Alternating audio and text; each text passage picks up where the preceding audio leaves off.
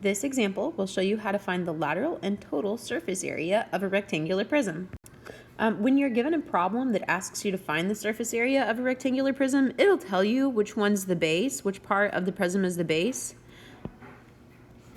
At least it usually will. In this case, we're going to use the bottom and the top as the base. So I'm going to go ahead and color those in. The height of your prism is the difference between those two bases, the distance between those two bases. So in this case, our height is 10. It's the distance between my two bases.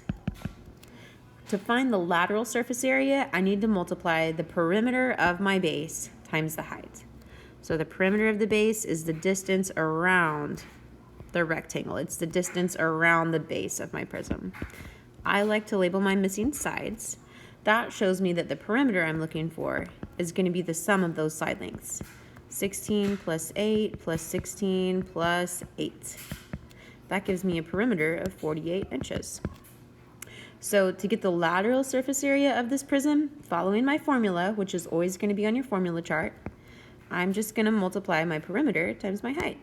So I'm going to multiply 48, the perimeter of my base, by the height of my prism. 48 times 10, that's 480. And it's going to be 480 square inches because area is a two-dimensional measurement.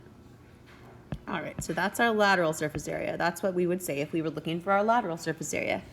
Now let's look for our total surface area. The nice thing about doing your total surface area is that you already know this first part.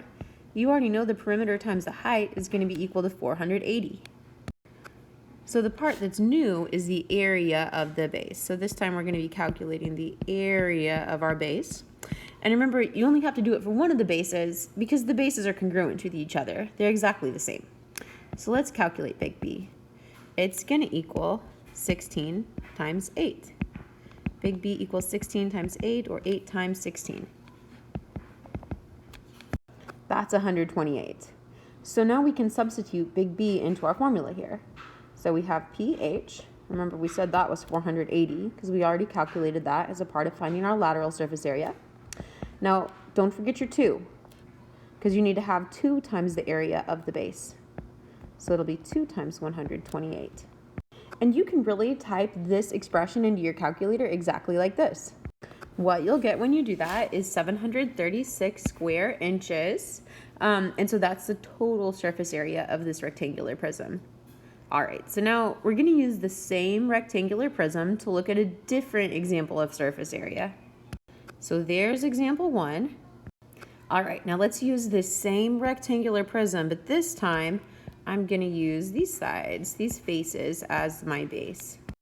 Before we get started, make a prediction. What do you think? Will the lateral surface area be the same? Will the total surface area be the same? Will they both be different? What do you think? So our formulas are the same. We still need the perimeter of the base and the height. We still need the area of the base.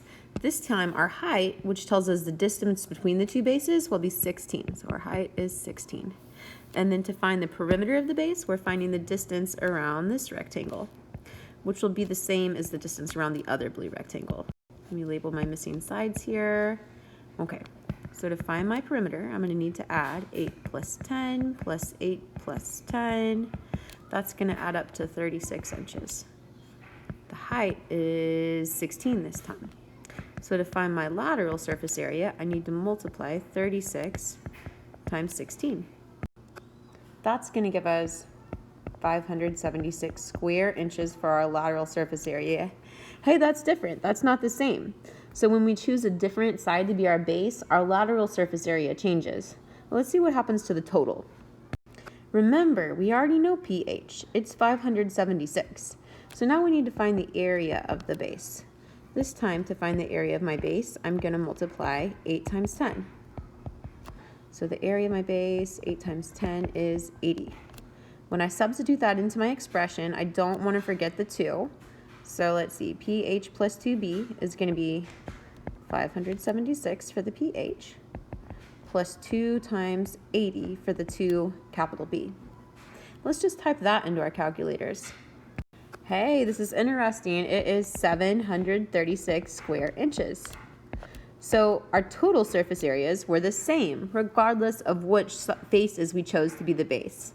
But the lateral surface area did change. So it does matter which face you choose to be your base when you're talking about lateral surface area, but not when you're talking about total, at least for rectangular prisms.